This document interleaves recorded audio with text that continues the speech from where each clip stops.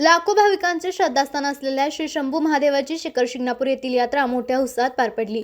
हे देवस्थान छत्रपती शिवाजी महाराज यांच्यासह महाराष्ट्राचे कुलदैवत म्हणूनही ओळखले जाते। या देवस्थानाच्या यात्रेला प्रारंभ गुढीपाडव्याच्या मुहूर्तावर पारंपरिक पद्धतीने होतो। एकादशी आणि बारस हे यात्रेचे आज मुख्य दिवस असल्याने अवघड अशा मुंगी घाटातून कावडी चढवण्याचा साहसी कार्यक्रम दुपारी सुरू होतो। आज यात्रेच्या मुख्य दिवशी हा मुंगी घाटातील थरार सर्व भाविकांनी अनुभवला। यावेळी विविध गावच्या मानाच्या कावडी एकापाठोपाठ मुंगी घाटातून दोरखंडाच्या आणि हाताच्या मानवी साखळी करून घाटातून चढवल्या जात आहेत। या दरम्यान भाविकांचा चांगलाच कस लागलेला पाहायला मिळतो। या कावडी गडावर आल्या की त्या वाजत गाजत आणि नाचवत मंदिराकडे आणल्या जातात। कावडीमधून आणलेल्या पाण्याने शंभू महादेवाच्या पिंडीला अभिषेक घातला जातो। या गडावर मुंगी घाटातून सर्वात शेवटी सासवड येथील मानाची तेल्याभूताची कावड रात्री उशिरा गडावर पोहोचते आणि त्याच्या पाण्याने महादेवाच्या पिंडीला अभिषेक घातला जातो।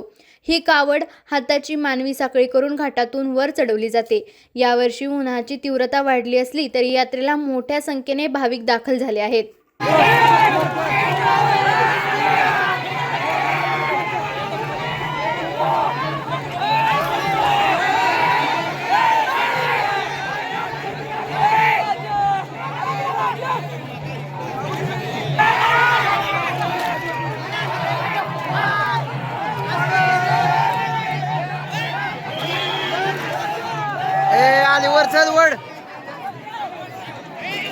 आपल्या तालुक्यातील जिल्ह्यातील बातम्या सर्वप्रथम पाहण्यासाठी आजच सातारा न्यूजला YouTube चॅनलवर सबस्क्राईब करा, लाईक करा, शेअर करा आणि बेल आयकॉन प्रेस करायला विसरू नका।